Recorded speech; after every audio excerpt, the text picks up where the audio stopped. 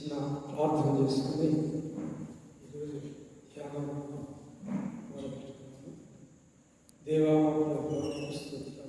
తండ్రి, ఈ సాయంత్రం వేళ మా మధ్య నుండి ఆయన ఇంతవరకు మా తోడుగా నుండి నడిపించినందుకు నీకు స్తోత్రాలు దేవా. అదేవిధంగా నా తండ్రి మరి వాక్య పరిచయం చేయడం మొదలుపెడుతుండగా దేవా, నా ఆత్మని నా ఆత్మని యొక్క పరిశుద్ధ శక్తి నింపి నా తండ్రి మట్టి వాడిని మరుగునపరిచి నేను ఘనపరుచుకొని మంచి ఈరోజు ఏర్పాటు చేయబడిన వాక్యం ఏంటంటే రాజులకు రాజు రారాజు. ఈ వాక్యాన్ని గురించి చెప్పబోయే ముందు నాకు 4 సంవత్సరాల నుంచి లెంట్ డేస్లో కానీ ఎటువంటి డేస్లో కానీ మరి మన సంఘ పెద్దలందరూ కూడా నాకు వాక్య పరిచయం చేయడానికి అవకాశం ఇస్తున్న వారందరూ కూడా మరి వందనాలు చేసుకున్నాను. అదే కాకుండా మరి ఈ 4 సంవత్సరాల నుంచి మరి టైం టేబుల్లో నాకు ఒకరోజు వాక్యం ఇస్తే ఎవరైనా రాలేకపోయినప్పుడు వాళ్ళ కూడా చెప్తారు. ప్రతి ఎగ్మెంట్లో కానీ మరి 2 సార్లు నాకు అవకాశం రావడం అనేది జరిగింది. చాలా సంతోషం. ఇది రాజులకు రాజుగా రాజు అంటే మన గొప్పగా యేసుక్రీస్తు వారు. ఈ వాక్యం అనేది ఈ మత్తయి సువార్తకు సంబంధించిన 2వ అధ్యాయము మన జీవితంలో అనేక పర్యాయాలు దీన్ని చదివి ఉంటాము.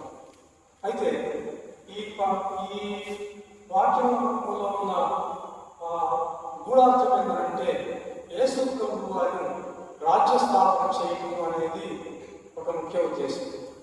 అదేవిధంగా ఈ వాక్యంలో ఉన్న రాజైన హేరోదు దేవుడు యూదయ దేశం విషయంలో యేసు పుట్టిన పిమ్మట తూర్పు దేశపు గ్రామ యెరూషలేముకు వచ్చి యూదయ రాజుగా పుట్టినవాడు ఎక్కడ ఉన్నాడు, తూర్పు దేశం ఆయన నక్షత్రం చూచి ఆయన పూజకు వచ్చి అని అన్నారు. అయితే ఇక్కడ కానీ మనం చూస్తే హేరోదు రాజు ఈ మాట విని కలవరపడ్డాడు. హేరోదు మహారాజు ఎందుకు కలవరపడ్డాడంటే ఈ యూదయ దేశము అనేది ఎక్కడ ఉంటుందంటే రోమా సామ్రాజ్యంలో అంతర్భాగంగా ఉంటుంది. రోమా సామ్రాజ్యానికి ఇది సామ్రాజ్యం. ఈ యూదులు అనేవాడు మరి యూదయ దేశం అనేది ఇజ్రాయెల్ దేశం అనేది ఎవరి పరిపాలనలో ఉండేదంటే రోమా చక్రవర్తుల యొక్క పరిపాలనలో ఉండేది. మరి చరిత్రగా చూసుకుంటే రోమా ప్రభుత్వం అనేది అతి పెద్ద ప్రభుత్వం, చాలా గొప్ప పేరు కలిగిన ప్రభుత్వం. ఆ రోజుల్లో హేరోదు మహారాజు వాళ్ళకి ఇచ్చిన బిరుదులు అన్నమాట. వాళ్ళకు పొడిచేవారు కానీ వాళ్ళకు ఎదురు తిరిగేవారు కానీ ఎవరు కూడా సాహసం చేసేవారు కాదు. అటువంటిప్పుడు ఈ తూర్పు దేశం నుంచి వచ్చిన గ్రామం ఏమంటారంటే మేము ఒక నక్షత్రాన్ని చూశాము. ఆ నక్షత్రము ఈ గ్రామం ఏం చేసిందంటే యేసుక్రీస్తు ప్రభువారు ఎక్కడైతే జన్మించాడు ఆ జన్మించిన ప్రదేశం దగ్గరికి తీసుకొచ్చి ఆగటం వల్ల వారు ఈ ప్రదేశానికి రాలేదు. అప్పుడు ఇక్కడికి హేరోదు మహారాజు ఎందుకు కలవరపడ్డాడంటే ఆయన ఏమనుకున్నాడంటే ఈ రాజ్యాన్ని ఈ రాజు నా సింహాసనాన్ని మరి తీసుకుంటాడేమో అని చెప్పి ఆయన ఆ సింహాసనం పోయిందేమో అని ఆయన కలవరపడినట్టు మనకి తెలుస్తుంది. ఇంకోటి ఏంటంటే ఈ తూర్పు దేశంలో జ్ఞానులు అనేవాళ్ళు మనం కానీ గమనిస్తే ఈ ఈస్టర్న్ అండ్ వెస్టర్న్ కంట్రీస్ అని ఉంటాయి. మనకి వెస్టర్న్ కంట్రీస్ అంటే ఏంటంటే ఐరోపా ఖండానికి సంబంధించిన దేశాలు. అది కాకుండా ఈస్టర్న్ కంట్రీస్ అంటే ఏంటంటే ఏషియాకు సంబంధించిన మరి దేశాలు. ఈ తూర్పు దేశంలో ఆ కాలంలో జొరాస్ట్రర్ మతం అనేది ఒక ప్రాచీనమైన మతం ఉండేది. ఆ జొరాస్ట్రర్ మతానికి సంబంధించిన ఆ జొరాస్ట్రర్ మత పవిత్ర గ్రంథం ఈ జెండా వేస్తాలో వాళ్ళు చదివి నేర్చుకొని అక్కడ వాళ్ళు తెలుసుకున్నది ఏంటంటే యూదుల రాజుగా పుట్టేవాడు ఎక్కడ అంటే బెత్లెహేములో ఉన్నాడు అని తెలుసుకొని వాళ్ళు చాలా దూరం ప్రయాసపడి అక్కడ నుంచి ఇక్కడికి వచ్చారు. ఈ తూర్పు దేశపు గ్రామాలని వారికి మార్గాన్ని చూపించిన ఎవరంటే ఆ దివ్యమైన నక్షత్రం. ఆ దివ్యమైన నక్షత్రము ఎవరికైతే దారి చూపిస్తుందో వారి దేవుని సన్నిధిలోకి పెడతారు. అయితే ఇక్కడ మనకిచ్చిన భాగంలో Bethlehem the birth place of Jesus Christ Bethlehem. అయితే ఎక్కడైనా మనము పరిశుద్ధ గ్రంథంలో కానీ చూస్తే యేసుక్రీస్తు ప్రభువారిని ఏమని సంబోధించబడుతున్నారంటే నజరేయుడైన యేసు. ఈయన నజరేయుడైన యేసు ఎందుకంటే వీళ్ళు నజరేయ ప్రాంతంలో జీవిస్తూ ఉన్నారు. ఎవరు? యేసు మరియా. అయితే వీరు జనాభా లెక్కల కోసం అని చెప్పి బెత్లెహేముకు రావడం అనేది జరిగింది. ఈ నజరేతు నుండి బెత్లెహేము రావడానికి ఒక 150 కిలోమీటర్లు అంటే సుమారు 90 మైళ్ళ దూరం ఉంటుందని చెప్తున్నారు. అప్పటి కాలంలో మనకి వాహనాలు లేవు కాబట్టి వాళ్ళు మరి గాడుల మీద మరి నడుచుకుంటూ ప్రయాణం చేసి మరి చాలా ప్రయాసాన్ని మరి లోనై ఈ బెత్లెహేము రావడం అనేది జరిగింది. రెండోది ఏంటంటే పాత గ్రంథంలో కూడా యెషయా 9:6-7 మనకి ఏమనుందంటే ఒకసారి యెషయా రాసిన 9:6 లేదనగా మనకి శిశువు పుట్టును, మనకి కుమారుడు అనుగ్రహించబడును, ఆయన భుజం మీద రాజ్యభారం ఉండును. రాజ్యభారం అంటే ఏంటంటే రాజ్యం, ఆయన పరిపాలించే రాజ్యం. యేసుక్రీస్తు ప్రభువారి గురించి మనం కానీ గమనిస్తే ఈ లోకంలోనికి ఏ విధముగా జన్మిస్తూ వచ్చాడు అంటే మరి మత్తయి సువార్త 1:1 మనకి ఏమని ఉంటుందంటే మత్తయి సువార్త 1:1 అబ్రహాము కుమారుడు దావీదు యొక్క కుమారుడు యేసుక్రీస్తు వంశావళి. ఇక్కడ కానీ మనం గమనిస్తే ఈ యేసుక్రీస్తు ప్రభువారు ఏ వంశావళిలో జన్మించాడంటే అబ్రహాము వంశములో. తర్వాత ఈయన ఎవరికి పుట్టాడంటే దావీదుకు పుట్టాడని చెప్పి మనకు చెప్తామని ఉంటుంది. అయితే మనకి ఇర్మియా గ్రంథంలో కూడా ఈ 23వ అధ్యాయం 5వ వచనంలో ఏమనుందంటే యెహోవా ఇలాగ ఆజ్ఞాపించున్నాడు, రాబో దినములలో నేను దావీదుకు నీతి చిగురును పుట్టించేదను, అతడు రాజై పరిపాలన చేయను, అతడు వివేకముగా నడుచుకును, కార్యము జరిగించును. ఇక్కడ కానీ మనం గమనిస్తే ఇదే అధ్యాయం ఇదే వచనము యెషయా గ్రంథము 11వ అధ్యాయం 1వ వచనంలో కూడా యెషయి ముద్దు చిగురించెను అని ఉంది. ఇక్కడ కానీ మనం గమనిస్తే ఈ యేసుక్రీస్తు ప్రభువారు ఎక్కడి నుంచి జన్మించాడు అంటే దావీదు వంశావళిలో జన్మించాడు. దావీదు ఎవరు అంటే యూదుల రాజు. మనకి కానీ పరిశుద్ధ గ్రంథంలో కానీ చూస్తే ఒక గొప్ప మహారాజు ఎవరంటే దావీదు మహారాజు. దావీదు మహారాజుకు మించిన చక్రవర్తి మన పరిశుద్ధ గ్రంథంలో ఎక్కడా లేదు. ఎందుకంటే మరి తండ్రి దేవునికి దావీదు మహారాజు అంటే చాలా ఇష్టం. ఆయనకి ఎంత ఇష్టం అంటే ఆయన కుమారుడైన సొలొమోను మహారాజు చేత యెరూషలేము దేవాలయం నిర్మించడానికి అవకాశాన్ని కల్పించాడు. అదేవిధంగా దావీదు వంశావళిలో నుంచి ఈ లోక రక్షకుడైన యేసుక్రీస్తు ప్రభువారిని కూడా జన్మించడానికి అవకాశాన్ని ఇచ్చాడు. కాబట్టి మత్తయి సువార్త మరి 1వ అధ్యాయంలో యేసుక్రీస్తు యొక్క వంశావళిని గమనిస్తే is born to the David, king David.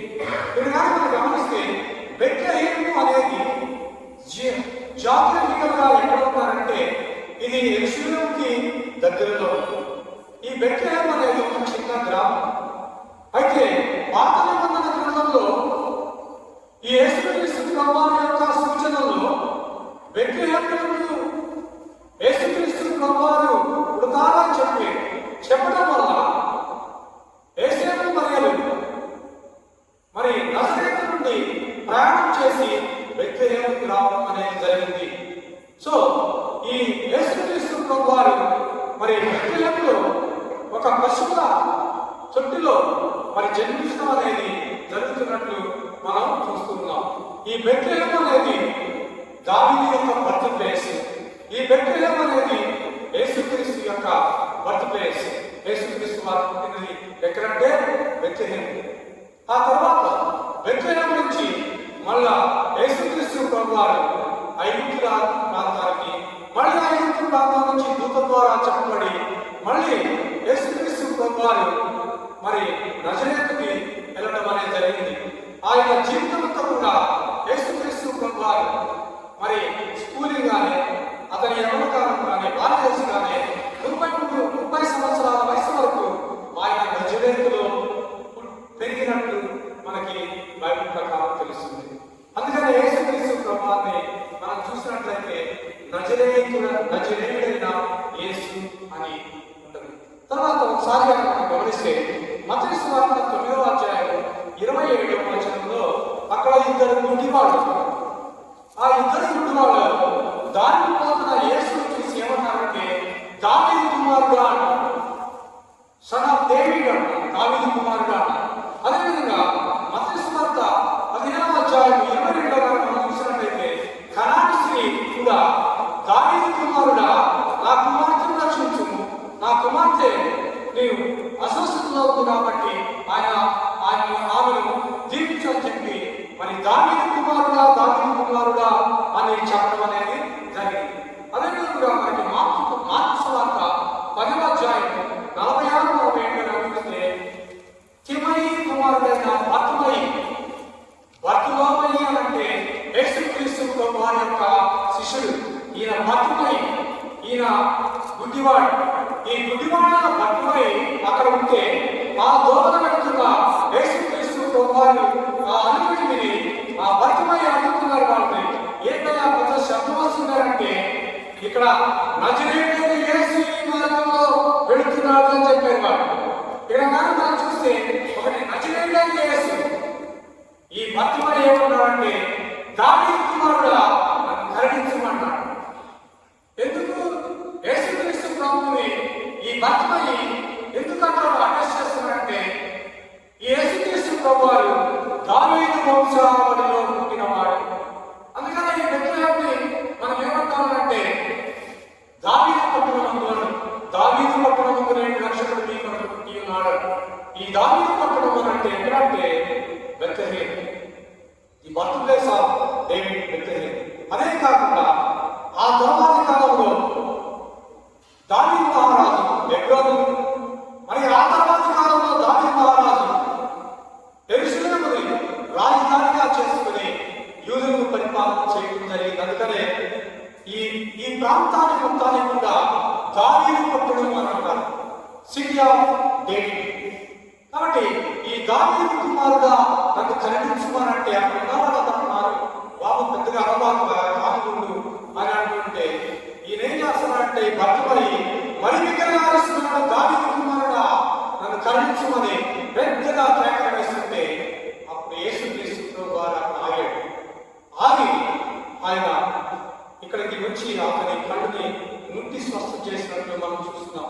అదేవిధంగా ఈ మనకి మంటల ఆదివారం రోజున మరి యేసుక్రీస్తు వారు యెరూషలేము యాత్రకి వచ్చినప్పుడు ఆ యెరూషలేము యాత్రలో అక్కడి ప్రజలందరూ కూడా మంటలతోనూ వారి బట్టలతోనూ మరి రోడ్డు మీద వేసి ఆ గాడి మీద వస్తున్న ఆ యేసుక్రీస్తు వారు ఏమంటున్నారంటే దావీదు మహారాజుకి జయము, దావీదు మహారాజుకు హోసన్నా అన్నారు.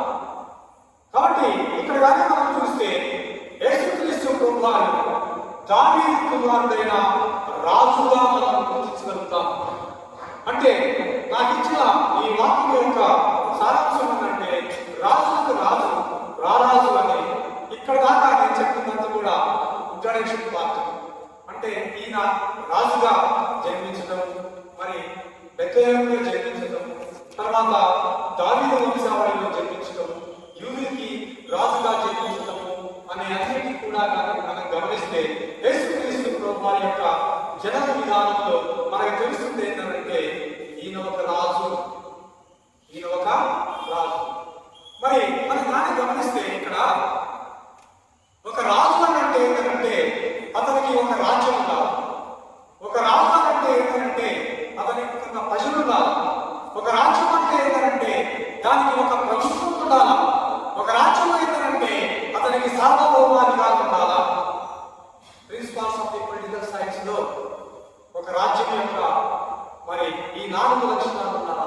యేసుక్రీస్తు ప్రభువారికి మరి ఎక్కడ రాజ్యం ఉంది? యేసుక్రీస్తు ప్రభువారు పుట్టిన తర్వాత బెత్లెహేములో పుట్టాడు, నజరేతులో పెరిగాడు. మరి ఆ 30 సంవత్సరాల క్రితం ఆ వరకు అతని తండ్రికి ఆ కుటుంబ పోషణలో సహాయం చేశాడు. మరి ఎన్ని మనగా చదువుతున్నాము కానీ ఈయన ఏ రాజ్యంలో ఎక్కడ పుట్టాడు, ఏ సింహాసనాన్ని అధిష్ఠించాడు అనేది మనకు లేదు. అయితే ఇక్కడ మనం గమనించాల్సింది ఏంటంటే ఒక చిన్న ఉదాహరణ చెప్పి నేను మిగతా భాగంలో వెళ్తాను. అదేంటంటే యేసుక్రీస్తు ప్రభువారు 2024 సంవత్సరాల క్రితం మరి ఈ భూలోకంలో జన్మించకపోతే నేను ఇప్పుడు ఈ మైక్ పట్టుకొని మీ ముందుండేవాడిని కాదు. యేసుక్రీస్తు ప్రభువారు 2024 సంవత్సరాల క్రితంగానే ఈ లోకంలో పుట్టకపోతే మీరందరూ కూడా ఈ చర్చిలో ఉండేవాడు కాదు. ఒకసారి ఏంటి ఒక లాజిక్ ఆలోచన చేస్తే మనకి క్లియర్గా అర్థమైనది ఏంటంటే యేసుక్రీస్తు ప్రభువారు చనిపోయిన తర్వాత ఆయన శిష్యులందరూ కూడా, ఆయనకి ఉన్న 12 మంది శిష్యులందరూ కూడా పౌలు గారితో కలిపి ఆ అపోస్తలులందరూ కూడా ఆది సంఘాన్ని నిర్మించడం జరిగింది. వారందరూ కూడా ప్రపంచవ్యాప్తంగా అనేక ప్రదేశాల్లోకి వెళ్ళి సంఘ స్థాపన చేయడం అనేది జరిగింది.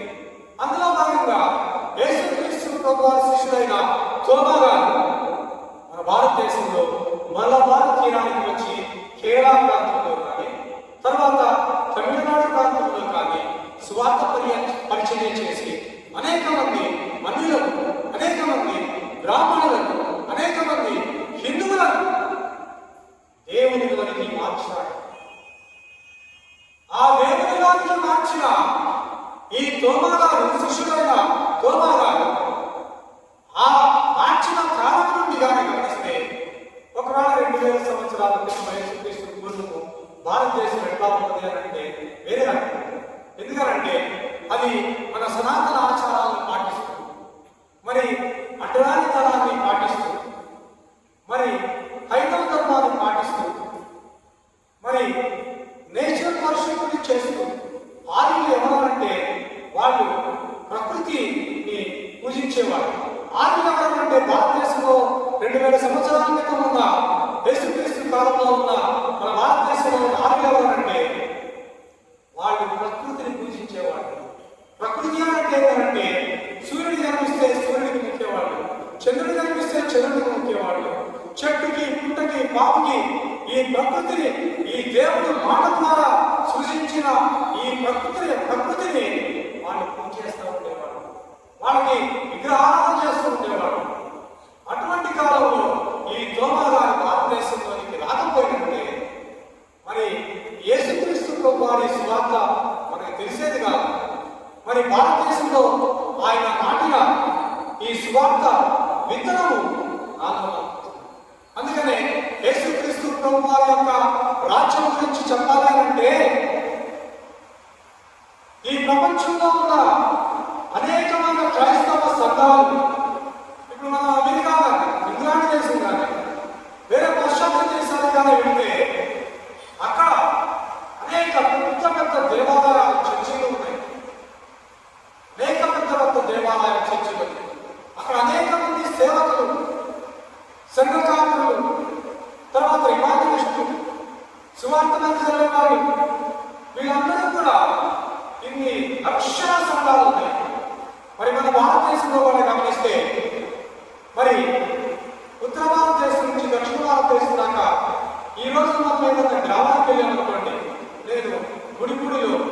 ఉపాధ్యాయుడిగా పనిచేస్తూ ఉంటాడు.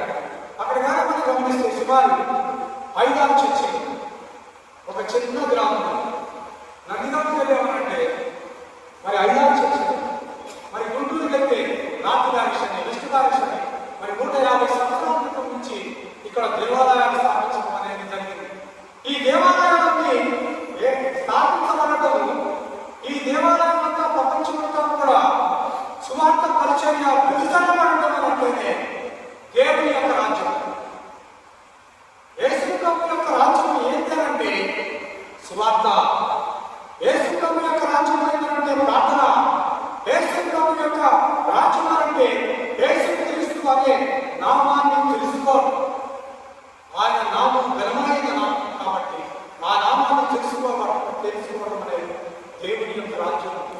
అందుకనే యేసు క్రీస్తు వారు మత్తయి సువార్త 4:17 మాట ఉంది. అది ఏంటంటే యేసు క్రీస్తు వారు మరి యోర్దాను నదిలో బాప్తిసం తీసుకున్న తర్వాత యేసు క్రీస్తు వారు సాతానుతో శోధింపబడిన తర్వాత అక్కడ ఆయన ఏం చేసినట్టే పరలోక రాజ్యం సమీపించుతున్నది అని చెప్తున్నారు. ఆ వాక్యం మత్తయి సువార్త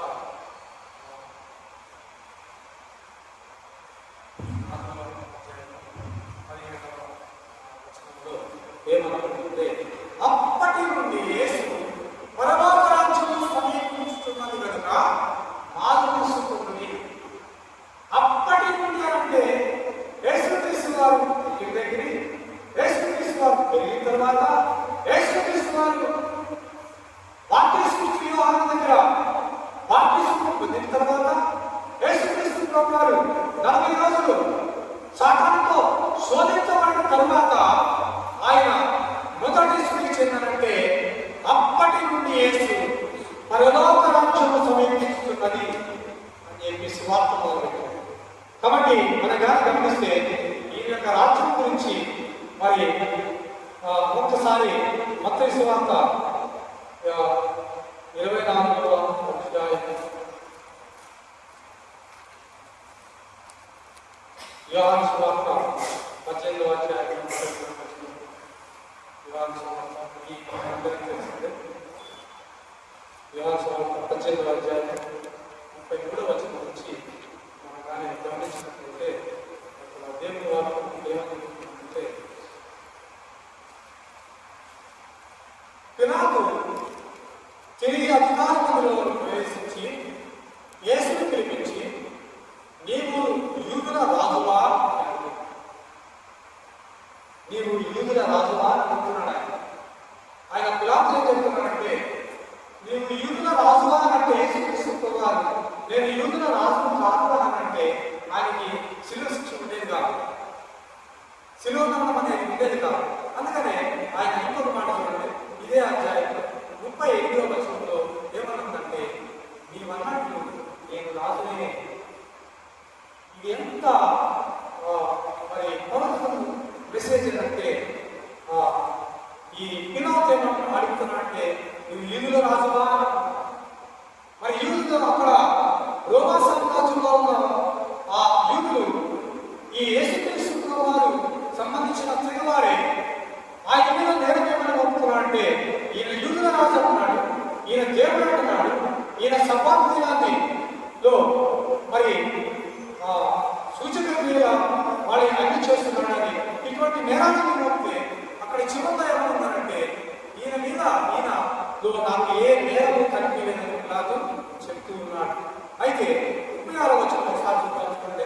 18వ అధ్యాయం అందరూ ఒకసారి బైబిల్ వేసి వాక్యం అందరూ బైబిల్ వేసి వాక్యం.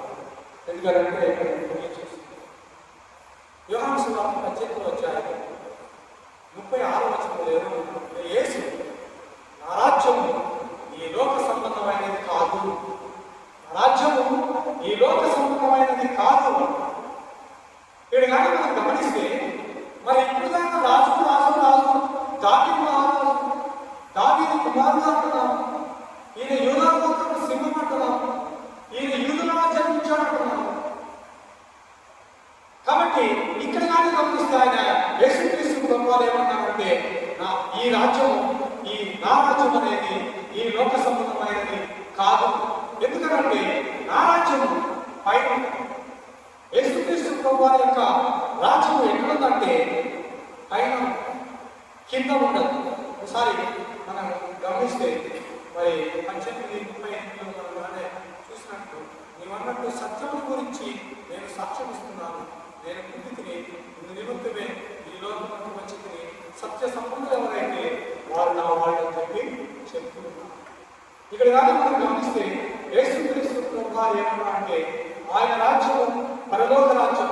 అందుకని యేసుక్రీస్తు ప్రభువారు ఈ లోకంలో ఉన్నంత కాలం కూడా ఆయన పరలోక రాజ్యం గురించి, మరి బుద్ధి లేని కన్యలు బుద్ధిగల కన్యల గురించి ఉపవాదాలు ఆయన ఏమన్నారంటే సిద్ధపడాలని చెప్తున్నాడు. పరలోక రాజ్యానికి మనందరం కూడా సిద్ధపడాలని చెప్తున్నాడు. నేను ఆదివారం నాడు పాస్టర్ గారు వాక్యం కూడా జక్కయ్య గారి గురించి మనందరికీ తెలుసు. జక్కయ్య గారి గురించి మనం ఆలోచన చేసి యేసుక్రీస్తు వారు ఆ కార్యక్రమంలో ఉంటే జక్కయ్య చెట్టు మీద ఉండి యేసుక్రీస్తు చూడాలని చూస్తే అప్పుడు యేసుక్రీస్తు వారు అప్పుడు ఆగి, జక్కయ్య తీరా నేడు నీ ఇంటికి రక్షణ వచ్చింది. ఇక్కడ కానీ మనం గమనిస్తే ఆ తర్వాత రచనలు నశించిన వారిని వెనక్కి రక్షించడానికి యేసుక్రీస్తు వారు వచ్చారు. నేను నువ్వు నశించిన స్థితిలో ఉంటే మనల్ని వదిలేలా, మనల్ని ఎతికి పట్టుకున్నాడు, మనల్ని ఎతికి రక్షించాడు. మరి మత్తయి గురించిగా కానీ మనం గమనిస్తే ఆయన సుంకాలు వసూలు చేసే ప్రొఫెషన్ ట్యాక్స్ కలెక్టర్.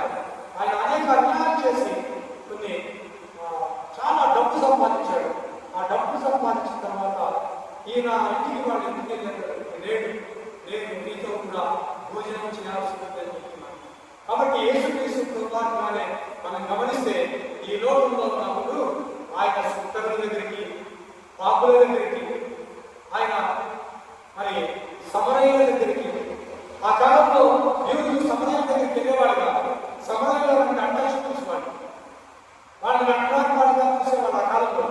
అయితే యేసుక్రీస్తు ప్రభువారు ఈ అన్యుల దగ్గరికి, సుంకరుల దగ్గరికి, పాపుల దగ్గరికి, మరి సమరయుల దగ్గరికి వెళ్ళి ఈ దేవుని రాజ్యం గురించి చెప్తా ఉన్నారు.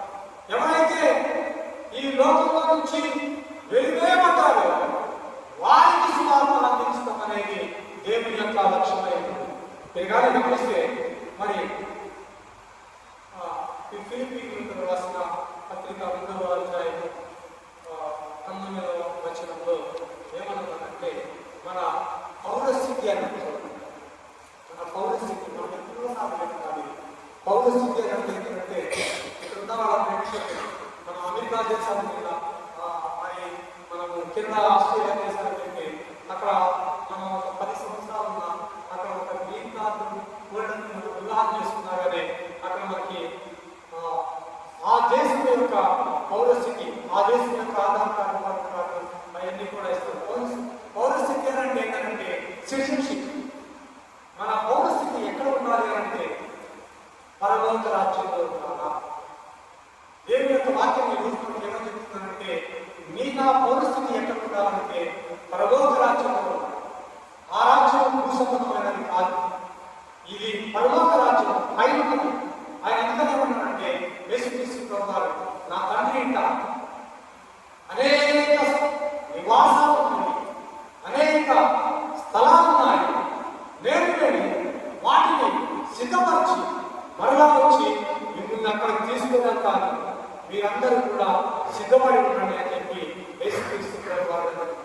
అంటే అక్కడ మనం గమనించాల్సింది ఏంటంటే మన స్థలాలని, మన ఆస్తులని, మన ఇళ్ళని మనం ఎక్కడ నిర్మించుకోవాలంటే ఆ దేవుని సన్నిధిలో నిర్ణయం తీసుకోవాలి. అదేవిధంగా మరి ప్రకటన గ్రంథం 21 మరి 22వ అధ్యాయంలో మనం గమనిస్తే మీరు వాటిని కొద్దిగా క్షుణ్ణంగా చదివితే మీకు ఏమనుకోవాలంటే అక్కడ ఒక పట్టణం ఉంది, అది నూతన యెరూషలేము పట్టణం. దాని మధ్య నుంచి ఒక నది పారుతుంది.